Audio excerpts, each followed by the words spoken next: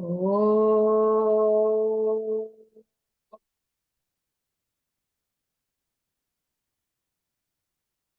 Oh.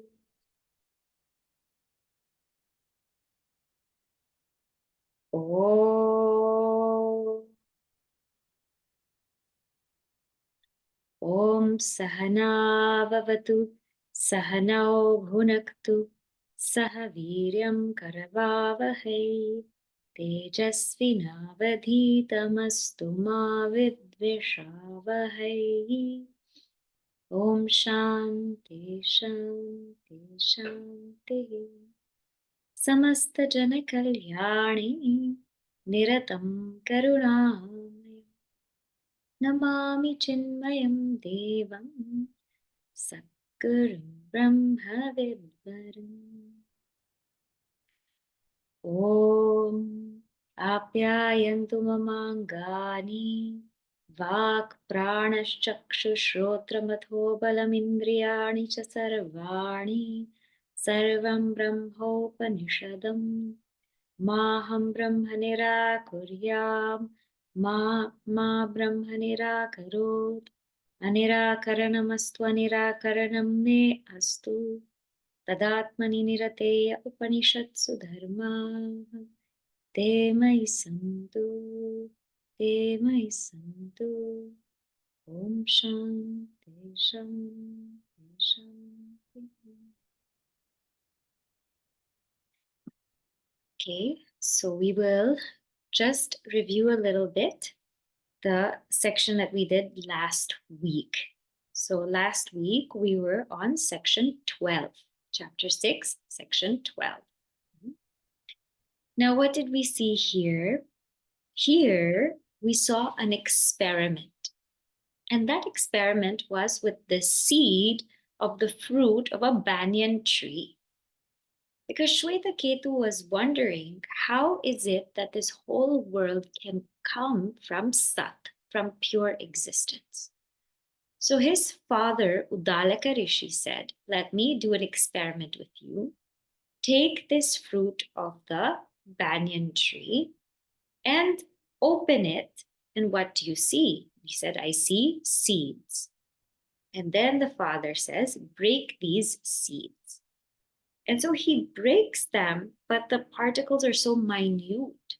And so his father says, what do you see? And Śvetaketu says, nothing, barely anything, because they're so minute. And his father tells Śvetaketu, just see, from this substance, which was so subtle and so minute, from this one substance, a whole tree can come out. A whole tree can come out, and the tree has branches, has trunks, has leaves, has fruits, has flowers. So from this one subtle essence, so many things can come out. From something so subtle, something so gross can come. From one, many can come. From that which is the same, so much variety can come. So Uddālaka Ṛṣī told Śvetaketu, in the same way, from that Sat, which is pure being, this whole world comes about. And you are that Sat, you are that pure being from which this whole world comes about. Tat Tvam Asi, you are that pure being. So now, Śvetaketu has a question. Says now, if that pure being is indeed the cause of the world, right? And the cause, we know, always pervades the effect. The cause of anything is always seen in the effect. So how do I see Sat or existence? How do I experience existence in this world? How can I see this cause in the whole effect? And so now we begin section 13. That is where we are. So let us read.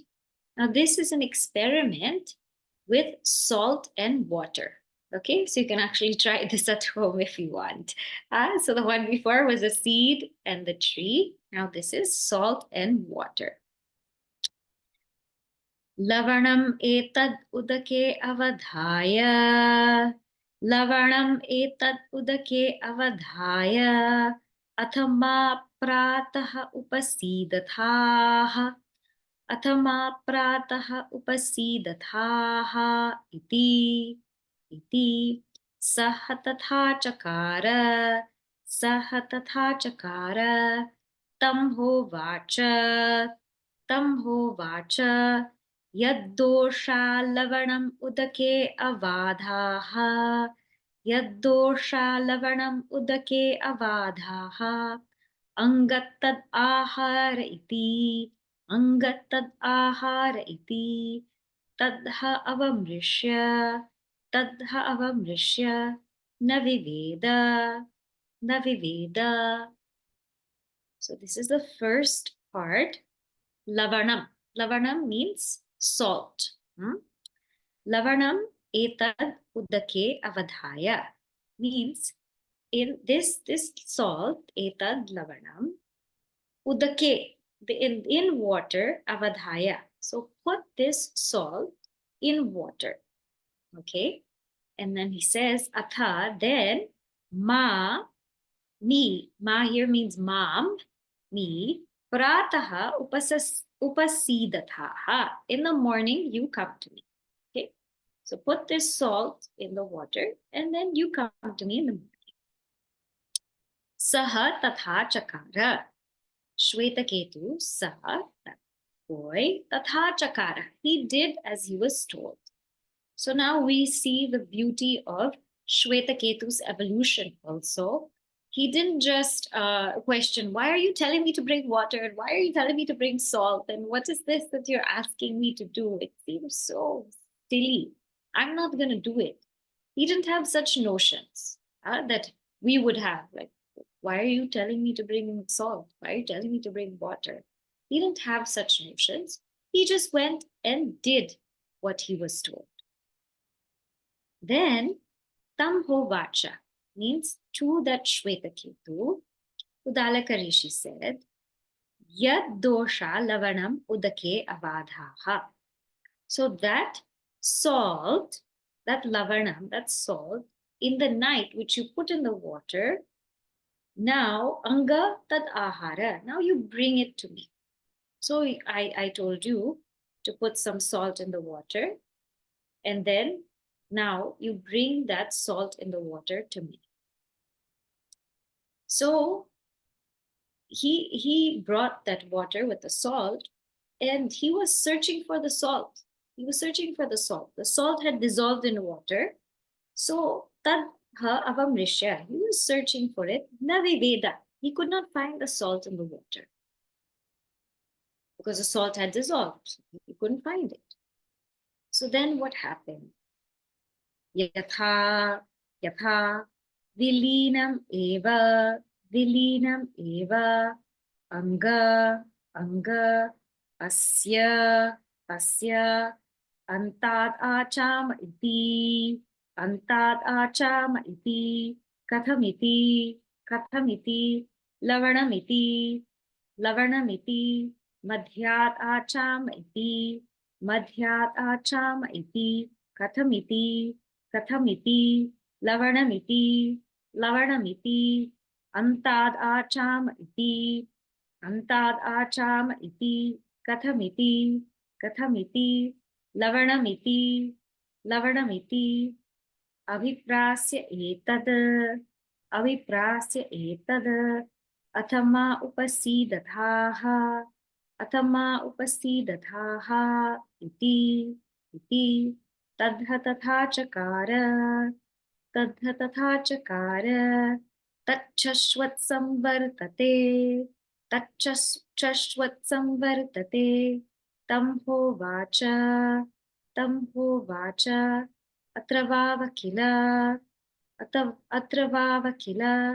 सत्सौम्य न निभालयसे अत्र एव किल इति. So Uddālaka Ṛṣī says, you're not able to see the salt. Okay, Yatha vilinam eva. Because now the salt is dissolved.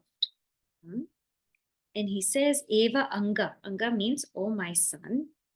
Asya, of this salt that has dissolved in water, I want you to do one thing. What? Antat achama. From the top, you sip it.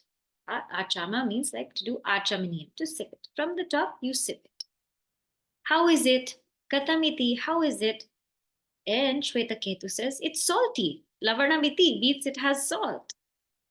And Uddālaka Ṛṣī says, okay, from the middle, you sip it. From the middle, you sip it. Katamiti, how is it? Śvetaketu says, it's salty. Lavanamiti, it has salt. And then he says, Antadacham, from the bottom, you sip it. Katamiti, how is it? He says, Lavanamiti, it is salty. And so now he says, Abhiprasya etat. Now you put that aside. Atama upasidatha. And you come to me. And so Śvetaketu came back to Uddālaka Ṛṣī. Tadha tatha chakar. He did as he was told.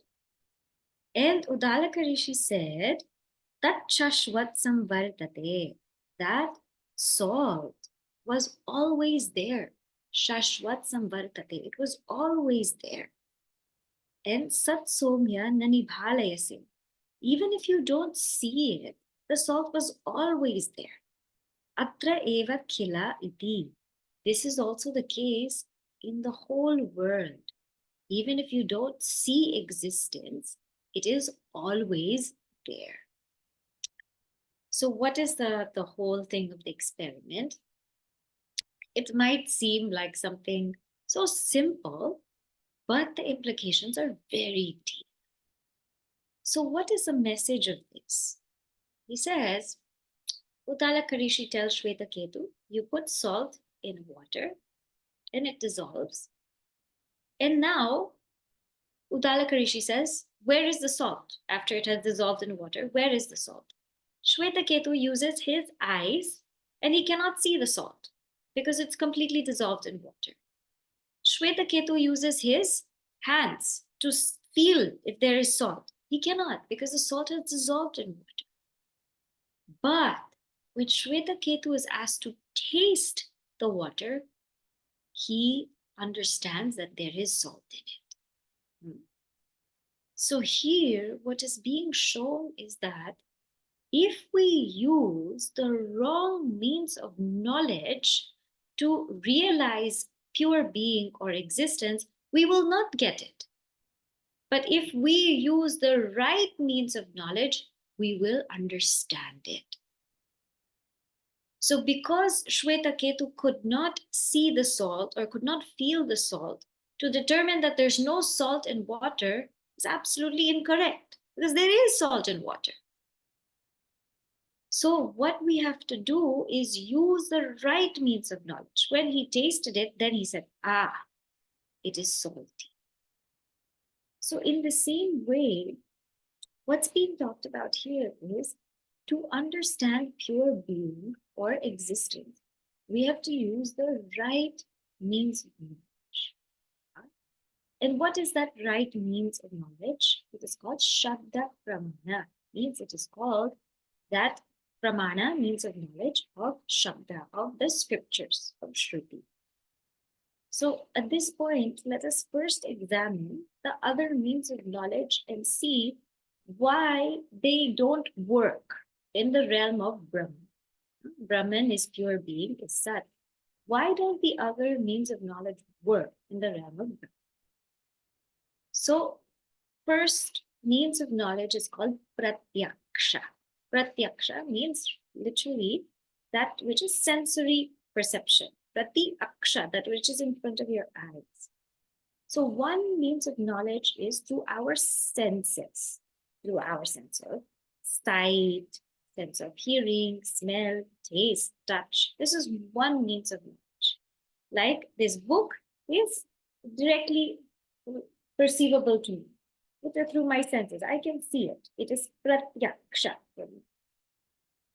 Now, this means of knowledge called pratyaksha or sensory perception cannot be used for Brahman because Brahman is not an object of the senses. My eyes will only tell me form, color. My ears will only tell me sound, or my nose will only tell me smell. My tongue will only tell me taste. My hands will only tell me touch. My hands cannot tell me sight. How does this flower look? I cannot touch it. I can tell you the texture of it with my hands, but I cannot tell you how it looks with my hands, right? So in this way, in the field of pratyaksha, sensory perception, it has no access to Brahman. We cannot conceive of Brahman through the senses. Now we take the second means of knowledge, which is anumana. Anumana is called inference. So inferential cognition. So can we infer Brahman? Now, this is a bit tricky because this very inference is based on direct perception. So the famous example of our scriptures is, wherever there is smoke, there is fire. Wherever we perceive smoke, we can understand that there is fire. Now, how did we come to this? It is because we saw smoke and fire together at some point. We saw them together. They're invariably together. And that is why, because we saw it together at 1 point, 2 point, 3 points of time, then we understand now, whenever I see smoke, there must be fire. So this inference is also based on direct perception, because at some point I would have had to see the smoke with the fire to now infer that when there is smoke, there is fire. So this also will not work with Brahman, because we will never see Brahman in front of us to make that connection. The third means of knowledge is called upamana, or comparison.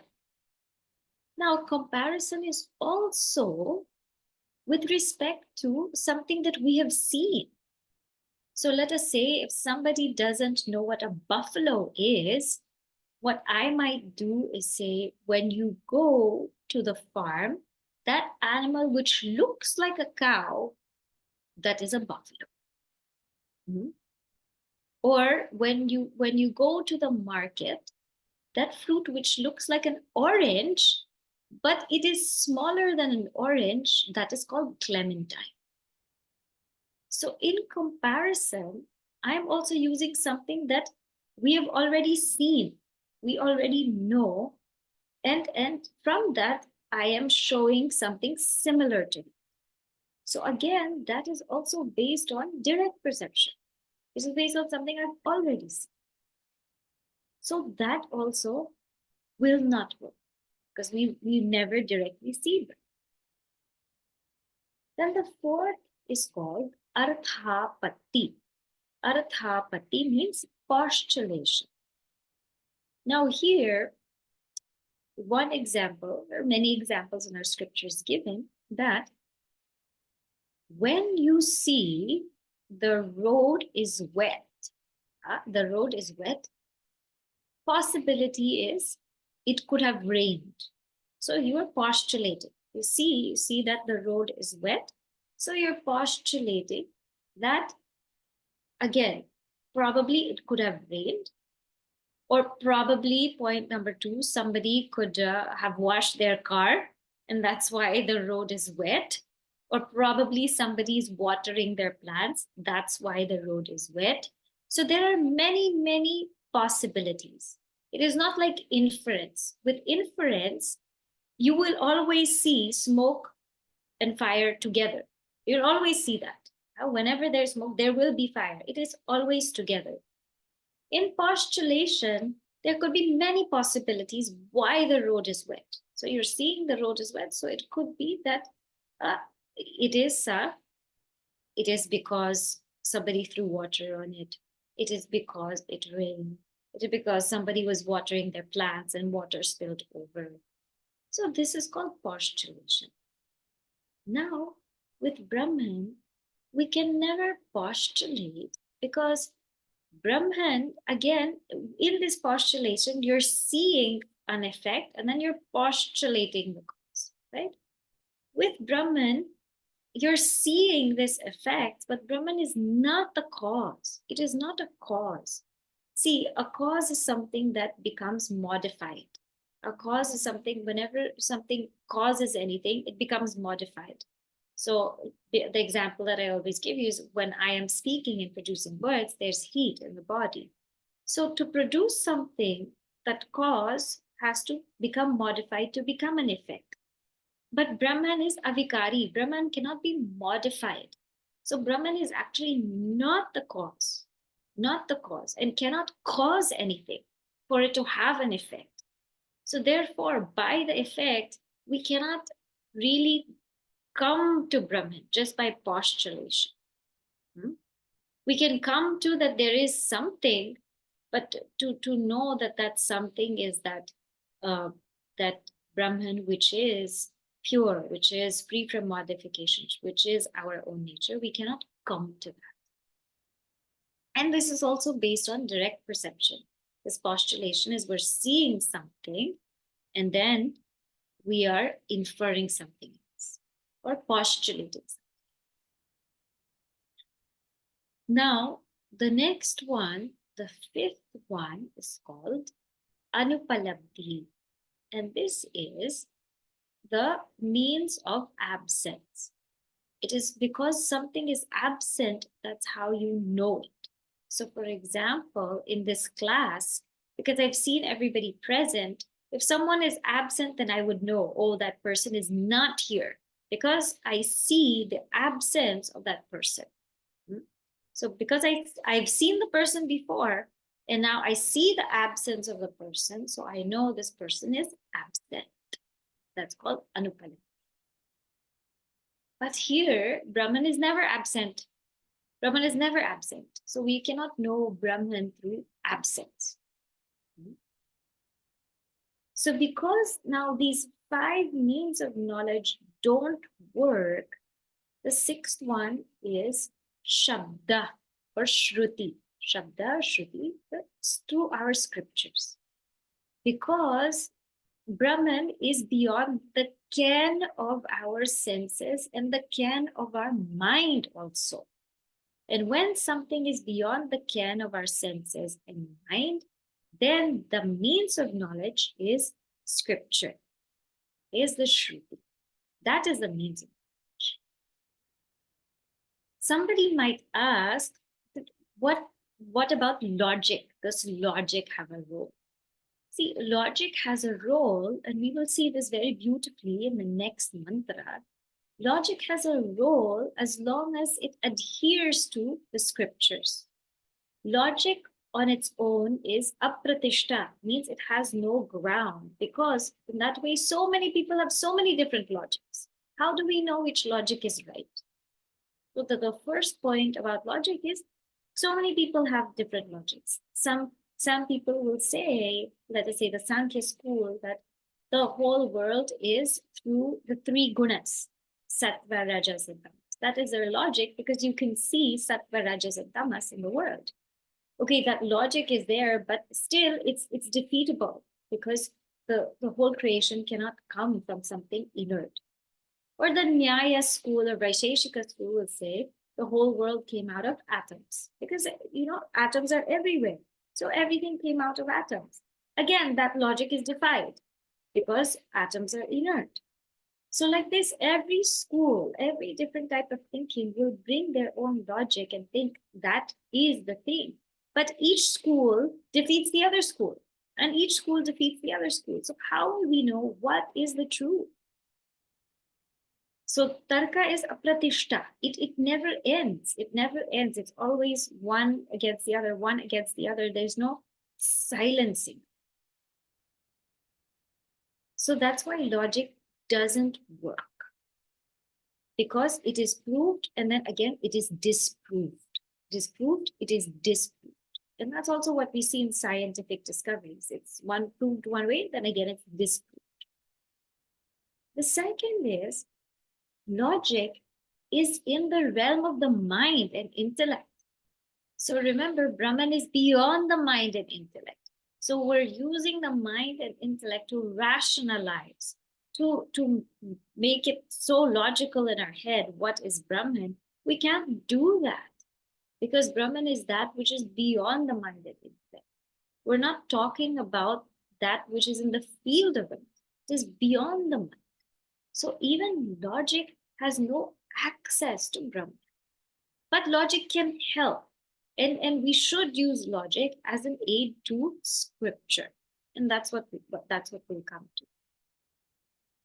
So these are all aids. Means we can use this as help. We can use comparison as help.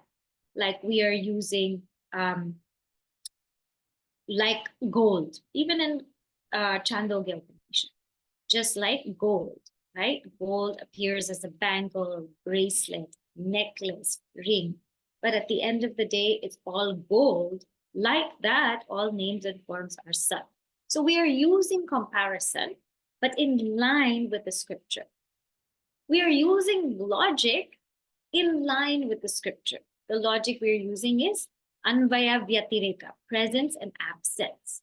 That which is always present must be the reality, and that which is absent must be the non-reality. So that's Sat, that pure being is present in all three states, waking, dream, deep sleep. Therefore, that must be the reality. So we're using logic as an aid. It's as an aid we're using logic. We're using comparison as an aid. So in this way, that is completely fine. But the ultimate pramana, or the means of knowledge, is the Shruti, the Upanishad, because that has access to the field which is beyond the mind and the senses. And that's our basis of truth. That is our foundation. Now, what is knowledge? Let us say, if we want to know, so that the Upanishads, particularly, they are the means of knowledge for us. What is knowledge exactly?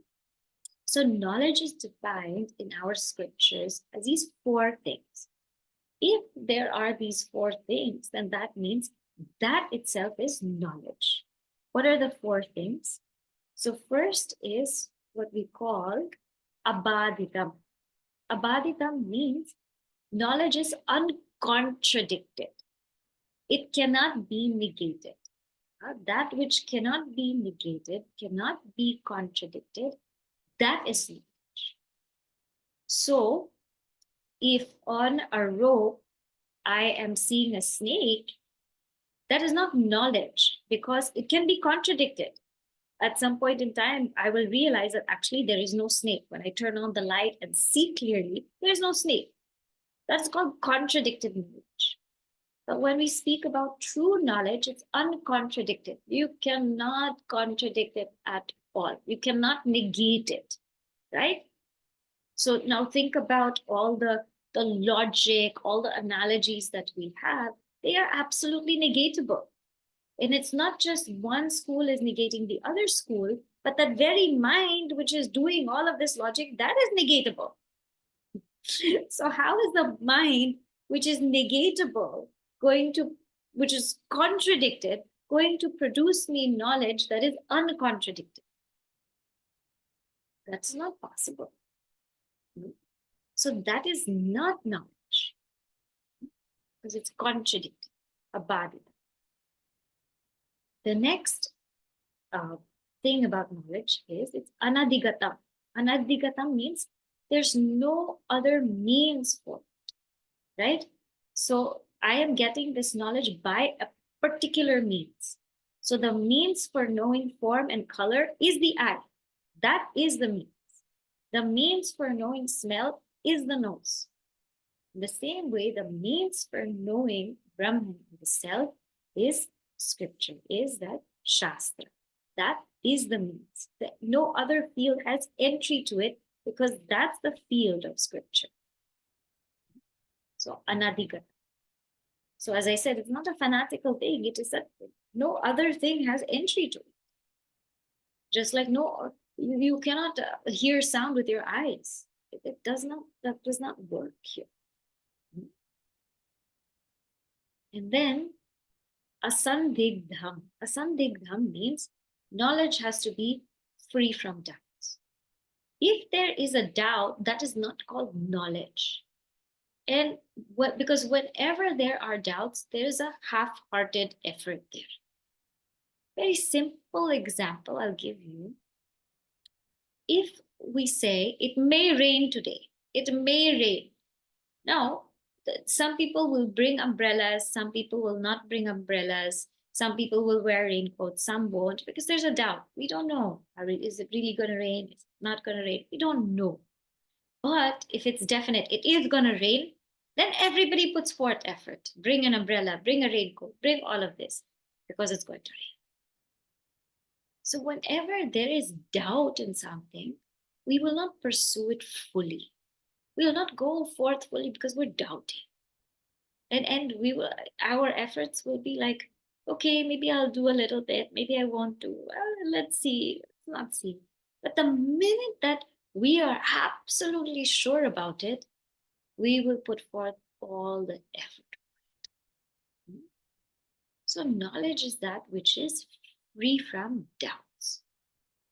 So uncontradicted, and it is only available through a particular means, and it is free from doubts. And the fourth one is smriti vilakshanam. It is different from memory. Knowledge is not memory. Knowledge is that which is gained from my means of knowledge. Because if it is memory, memory is completely unreliable. There's some things we remember, some things we don't remember. So when we base things from memory, there's always some haziness in it. We're not exactly 100% sure. Knowledge is not memory. Knowledge is a fact. It is a fact that you and I are Brahman, that our essence is Brahman, is not memory. It's a fact. So when, through a means of knowledge, I gain the knowledge that is uncontradicted, we cannot contradict it, it is available through a certain means, I have no doubt about it, and it is not my memory, it is a fact, that is called knowledge. And that is how we gain it. So he tells Śvetaketu here, just because you cannot see Brahman in this world, and just because you cannot feel Brahman in this world, don't think that Brahman is not there. You look into the right means of knowledge, and you will understand that Sat, that pure being, pervades this entire world. It is like I'm seeing this pot, and I'm asking, where is clay? But that's a very silly thing. Clay pervades the entire pot, right? So I am seeing this world. Where is pure being? Pure being pervades the entire world. That's why everything is. This is. The book is. The computer is. It pervades the entire world. So how can I ask where it is? So here Uddālaka Ṛṣī says, now in the third mantra, I will read this once because this comes again. Saya esho anima aitadatmyamidam sarvam tat satyam sa atma tattvamasi Śvetaketu iti bhuya eva ma bhagavad vidyapayat iti tatha somyeti hovacha. Uddālaka Ṛṣī says that truth, pure being, which is known through the right means of knowledge, that which is the self of all, that satyam, that truth, sa atma, is you, your essence. Tattvamasi, you are that Śvetaketu. Bhuya eva ma bhagavan vidyapayati. I don't get it. I don't get it. Please tell me again. So now Śvetaketu is again going to be enlightened by Uddālaka Ṛṣī. Again and again. And we come to section 14. Now in this section, so we saw salt and water. Huh? This section is a very beautiful story. A very beautiful story takes place. And so we'll read the mantra, then I'll explain the story and the deeper significance of it. Because a question arises to a seeker that, okay, I understand that scriptures are the means of knowledge. Now I'm beginning to understand. But what about my own intelligence? What about my own understanding? What is the role of that? And here it gives that beautifully. So we will read section 14. Yatha somya purusham gandharebhyah abhinadhaksham aniya tam tato atijane visrijet sayatha tatra pramva udangva adharangva pratyangva pradmayita abhinadaksha anitaha abhinadaksho visrishtaha abhinadaksha anitaha abhinadaksho visrishtaha. So he says, just as Sophia, Purusham, there is this man, okay? Gandharebhyah abhinadaksham. So from his land, Gandharebhyah means from Gandhara. Gandhara Desha now is Afghanistan. It's a part of Greater Bharat. Akhanda Bharat is a part of Akhanda Bharat, Greater India. Now is Afghanistan. So he was taken from there, Abhinadhaksha, and he was blindfolded. So you can just imagine there is this man taken from his homeland, and he's blindfolded, and his hands are also tied in the back. Okay. Aniya, and having brought him, the thieves had brought him somewhere. They probably robbed him because he was very rich. They robbed him. Thieves brought him where tam tataha, they brought him atijane visrijet, to a place where there is no one. Atijane visrijet. They left him to a place where there are no people, probably in the forest somewhere. They left him.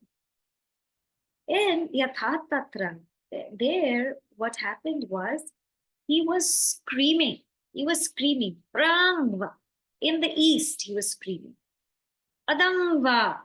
Udangva. In the north, he was screaming. Adharangva. In the south, he was screaming. Pratyangva. In the west, he was screaming. Pradmayitaha means he shouts. Abhinadaksha anitaha. I have been taken. I have been blindfolded. I have been taken. Abhinadaksha visrishtaha. I have been blindfolded and I've been left here alone. So this blindfolded man, he is screaming, shouting, wailing.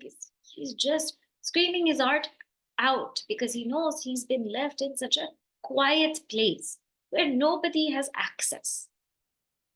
And what happens to him? Tasya yatha abhinahanam pramuchya prabhruyat etam disham gandharaha etam disham vraja iti etam disham gandharaha etam disham vraja iti sagramad gramam prichan Sagramad gramam prichan pandito medhavi gandharan eva upasampadhyeta evameva evameva iha acharyavan purusho veda. We will stop here for this mantra because this is one whole flow. So this person, he's blindfolded and his hands are behind him. Abhinahanam pramuchya. Now his bandage here was freed. Was freed by whom? Some very compassionate person had come and freed his bandage in his eyes, in his hands, prabhruyat, and spoke to him. Etam disham gandharaha. That in this direction is Gandhara. In this direction is your hometown. Etam disham vraja iti. Proceed towards this direction. Saha gramad gramam prichan. He went. Going in that direction, he went from village to village asking. Panditaha medhavi. Panditaha means he was a wise person. Medhavi, he remembered everything. Gandharan eva upasampadhyeta. He reached his hometown. Evam eva iha. So too in this way, acharyavan purusho veda. The one that has a teacher will know the truth. So now imagine this person blindfolded, and in the commentary is given a very beautiful analogy of how the blindfolded person was taken. That we will see more a little later. First, I want to focus on these words. So this person, let us see the first step, he was bound. Right? So that is our state where we are, the feeling of bondage. We're bound. And note that the bondage is that which is veiling. It's veiling. This whole story is so deep. And bandage is something that is bondage. The bandage is the bondage. And it's veiling us. It's veiling us. That veil is to tell us that we are already that. We are already that, but we are not able to see. We call ignorance as a veil. That Maya as ignorance as a veil is because we are already that. It just needs to be removed. That much is required. It just needs to be removed. Nothing else needs to happen. So that veiling is to tell us that we are bound by our own ignorance. And it is as though covering the truth from us. Right? And so this is the first realization of a seeker, that I am actually bound. I am actually ignorant. I don't know who I am. This is the first realization that a seeker comes to. And I'm feeling this bondage in my daily life. I'm feeling it in all of the things that I'm going through. I'm feeling it so much. And therefore, what do? I cry out. The second step for a seeker, the second stage is, I am yearning for the truth. This person was taken. He is shouting, Prang va, Udang va, Dharang va. He's shouting in all directions that I have been bound. I have been taken. Somebody has left me here. So that stage of a seeker is crying out for help. The second stage, that please help me because I am bound and I am unable to get myself freed. I'm unable to free myself. So please help me. And when the seeker's cry is deep enough, is just full of that yearning, then somebody comes. Because this is what is said in our Shastra, that when the seeker's yearning is so deep, that Bhagavan, that truth, that pure being comes in the form of a teacher, the form of a teacher who's karunika, who's so compassionate. And it is this teacher that removes the veil, and tells him, this is where you have to go. This is where you have to go to realize yourself. Meaning, go inward. You have to go inward. Our Gandhara is not some outside place somewhere. It is go inward. That is where you will find yourself. You don't have to go anywhere else. Turn your direction. Stop looking everywhere. Stop looking east, west, here, there. Go inward. And I will give you the way to go inward. The way is to negate, to let go of your body, let go of your mind, let go of your intellect, let go of your ego. Neti, not this, not this, not this. Let go of it and go inward. That pure being, that Sat, that is who you are. Go. And on hearing this, the student becomes Pandita. Pandita means one who has heard the knowledge, one who has listened to the knowledge. But this listening to the knowledge is not enough. It's not enough. So the means of knowledge is the scripture, which we saw in the last mantra. The scripture is to be brought out by the teacher, right? And we are to listen to it. But he also says medhavi. Medhavi means the teacher points to the direction, tells us to go inward, but that's not enough. We ourselves have to do it. And that is that term medhavi means we have to think it through step by step and with our own understanding. That, okay, this is what the scriptures have said, that, okay, I am not this body. Can I reason it? Can I understand it for my own being, from my own self? Can I understand that I am not the body? Can I grasp it? Okay, I can grasp that. I've used my intelligence, I can grasp that. The scriptures are telling me I am not the mind. Can I grasp that using my own intelligence? Can I truly understand that? Have I really connected with that? Okay, go to the next step. Scriptures are telling me I am not this intellect. Can I grasp that?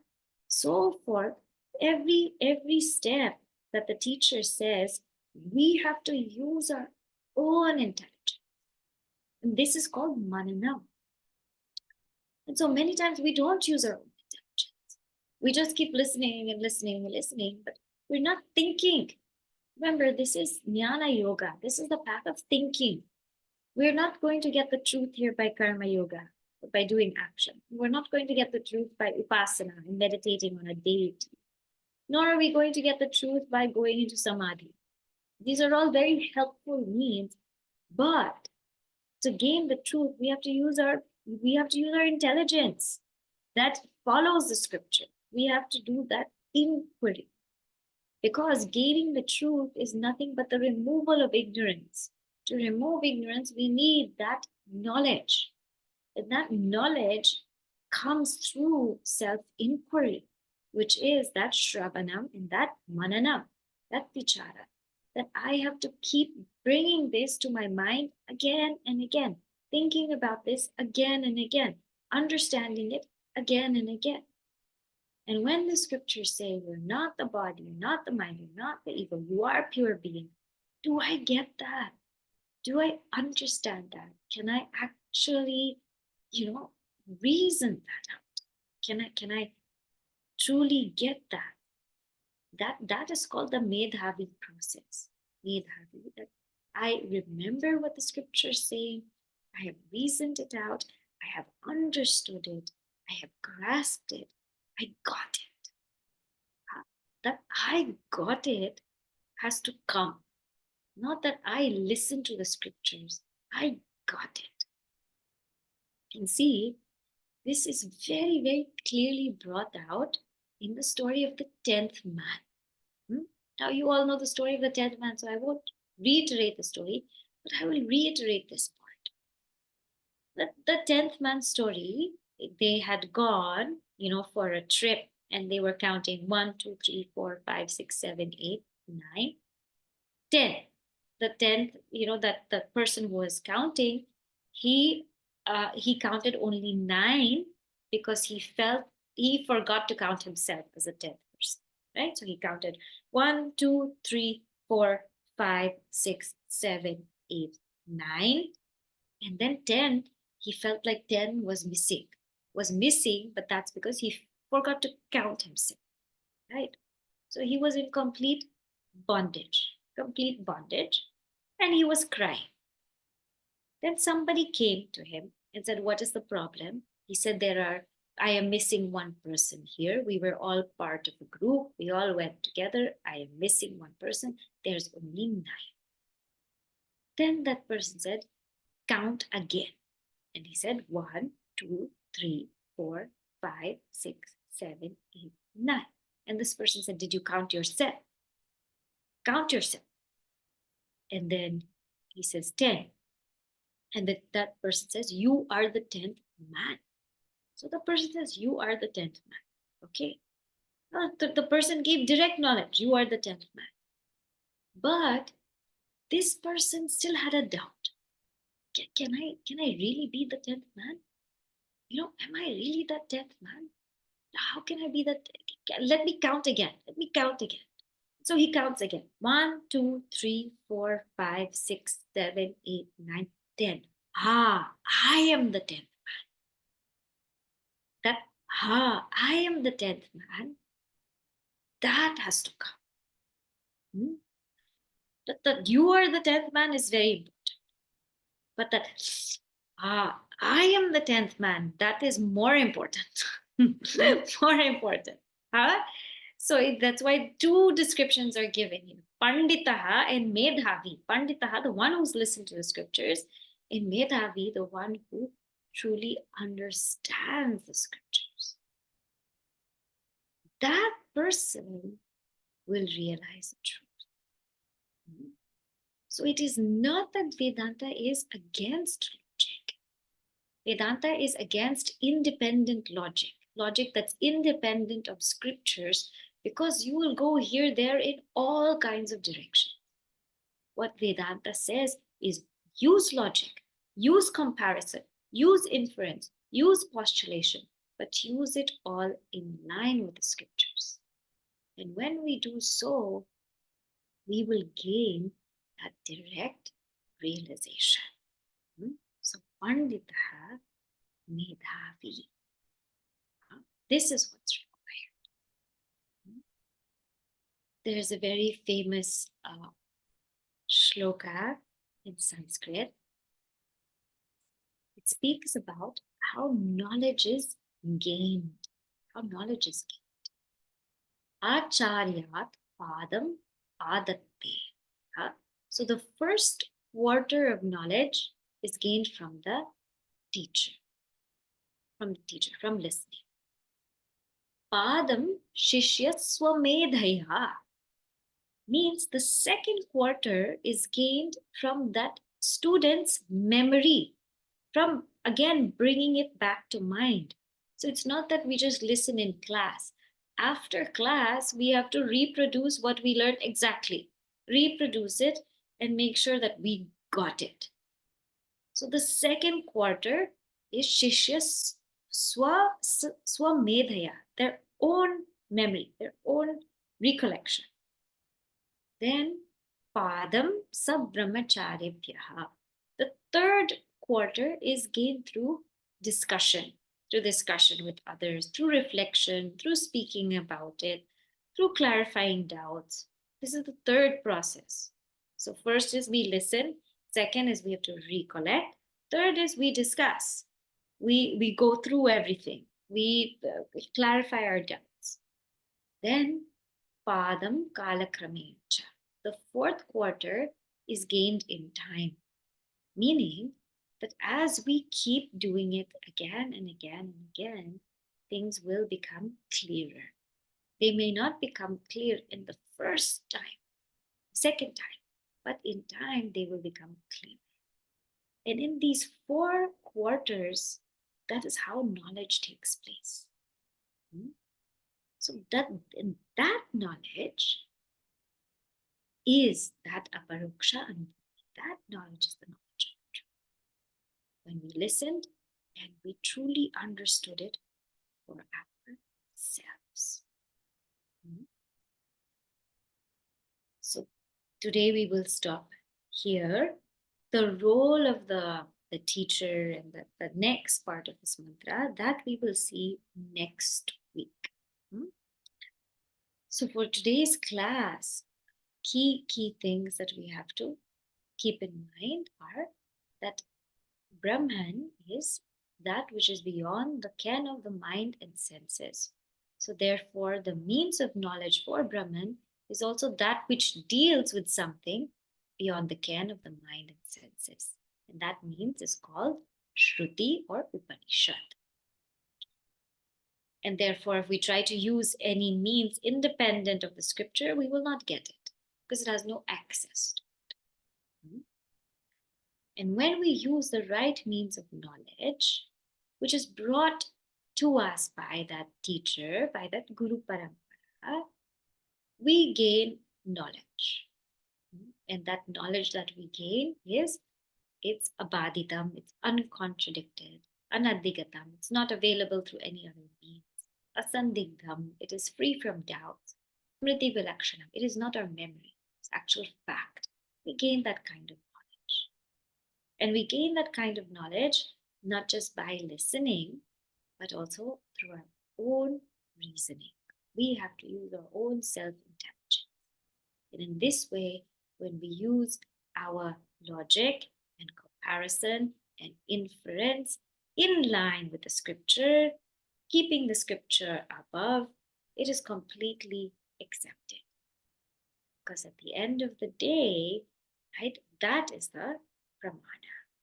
And we ourselves, use our reasoning for that pramana. And the ultimate means of knowledge is our direct realization of the truth.